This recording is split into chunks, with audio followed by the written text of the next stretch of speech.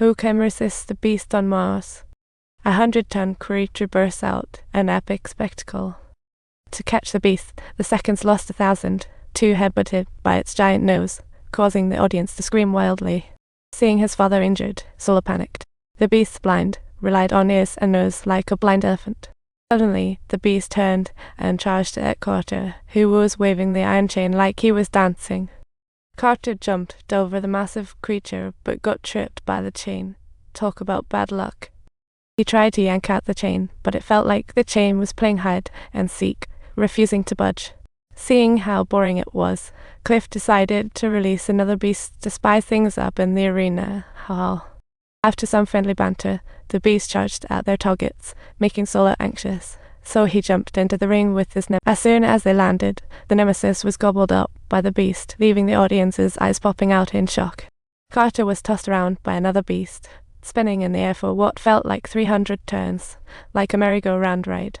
Who knew this clumsy beast would grant Carter strength? He finally pulled up the giant stone like a robot strongman. With the strength he gained, Carter spun around with a giant hammer, ready to play a funny joke on the beast. He smashed down on the beast, successfully sending it off to vacation, just as another beast charged towards the elder and the ladies. Carter swiftly unlatched his leg chain, shooting like an arrow, shouting, "Sulla, toss me a weapon." So tossed the weapon, perfectly synchronized, delivering a blow that made the beast's head bloom. Seeing that both beasts were out of commission, Cliff got nervous, watching Carter slice through the beast like a superhero. At this moment, Carter's heroic entry earned him thunderous applause, with everyone chanting, "Carter is awesome." Capitalizing on the moment, Carter coolly questioned the crowd about who all had the guts to challenge him, sending everyone into a frenzy.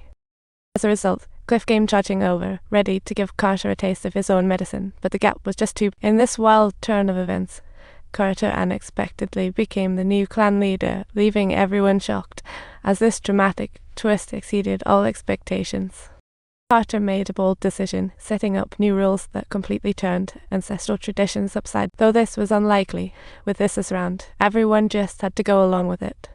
Carter's idea is going to end everything, transforming Mars in countless ways. The seconds, day and night, vowed to defend Mars and save the princess, gearing up for battle. They stormed the city wall with overwhelming firepower, invading what seemed like a scene from Star Trek. At this moment, Sulla revealed the Zodden King had changed plans, moving the wedding to another city, leaving everyone helpless with laughter.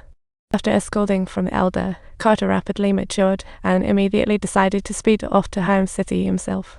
Meanwhile, the princess and Zodden's wedding was reaching its peak when Carter burst into the scene, revealing Zodden's plot right on time. On hearing the situation was spinning out of control, the Stone Sorcerer quickly issued attack orders, making the scene tense like a suspense movie. The crafty Zodden King revealed his true colors, taking the princess hostage like a classic movie villain. Once the signal was given, Zodden's army surged in like a tidal wave, catching the Helm people off guard. It was like a ship capsizing. In this crisis, the princess cast a spell on King Zodden, hoping it would work in an instant. Meanwhile, Carter faced off against Zodden, beginning a death match that had the audience's hearts racing. Suddenly, a spaceship crashed in, creating chaos. The Sakkans broke their own rules and boarded. As the Sakkans leaped from the ship, they immediately engaged in fierce combat with the enemy. It was a breathtaking sight. Carter deftly caught the 40-meter sword dropped by the elder, feeling like he was in a video game, and promptly severed Zodden's arm. With a heated battle, the tide of war shifted, and the atmosphere became so tense it felt like a volcano was about to erupt. Carter grabbed Zodden hastily, eager for Zone's secrets, but killed by Zone's sorceress first. Truly urgent. Carter beside him, caught off guard, was hit by a mysterious force, almost dying a terrifying moment. The princess quickly intervened, cutting off her own hand to save Carter. What a roller coaster of a scene.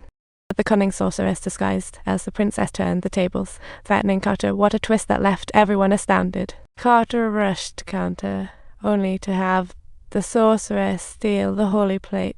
It was absolutely insane. The sorceress slipped away, and while they won the war, it was all just too unbelievable.